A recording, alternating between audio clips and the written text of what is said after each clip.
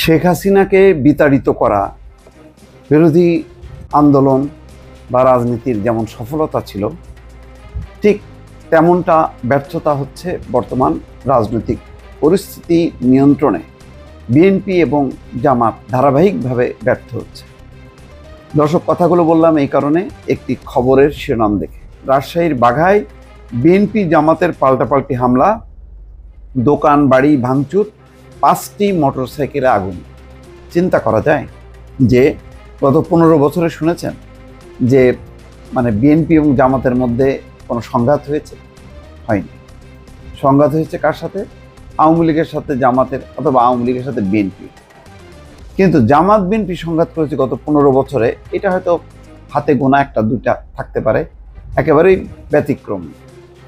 কিন্তু এখন আপনি শুধু পরিসংখ্যানগুলি যদি নেওয়া হয়, তাহলে বিএনপি জামাতে কত সংঘর্ষ হয়েছে। এই সংঘর্ষটা কেন? সামনে শত্রুকে শেখ হাসিনাকে বিতাড়ন করা, তো সেটা তো হয়ে গেছে, তাহলে নেই।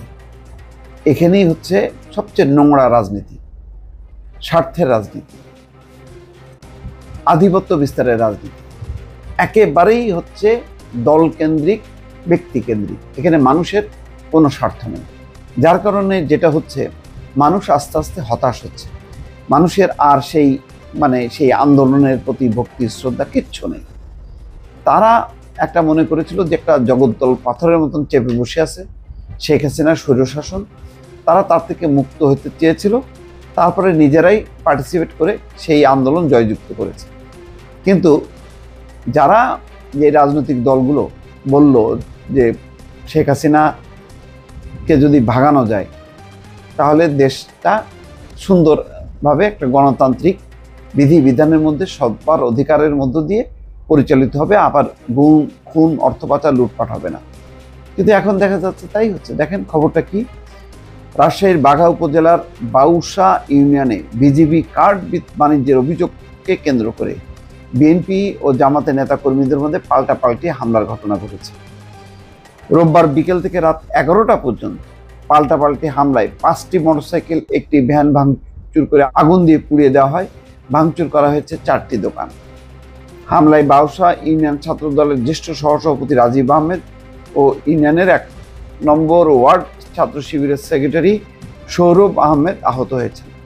তাদের মধ্যে রাজীবকে রাজশাহী মেডিকেল কলেজ হাসপাতালে এবং শিবির নেতাকে বাঘা উপজেলার স্বাস্থ্য কমপ্লেক্সে ভর্তি করা হয়েছে। ক্ষতিগ্রস্ত দোকানপাট এবং মোটরসাইকেলগুলো জামাতের সমর্থকদের বলে দলটি দাবি করেছে। তারা কি হলো, ঘটনা কি নিয়ে?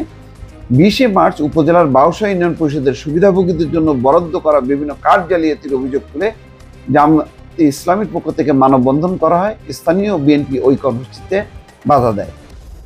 এক পর্যায়ে দুই পক্ষের মধ্যে সংঘর্ষ হয়। এই ঘটনার জেরে গতকাল বিকেলে ছাত্র দলের নেতাকর্মীরা বাউসা পূর্ব পাড়ায় পলান সরকার পাঠাগারের পাশে শিবির নেতা সৌরভের উপর হামলা করে কুপিয়ে জখম করে। পরে সন্ধ্যা 7:30টার দিকে বাউসা বাজারে ছাত্র দল নেতা রাজীবের উপর পাল্টা হামলা করে কুপিয়ে জখম করেন শিবিরের কর্মীরা।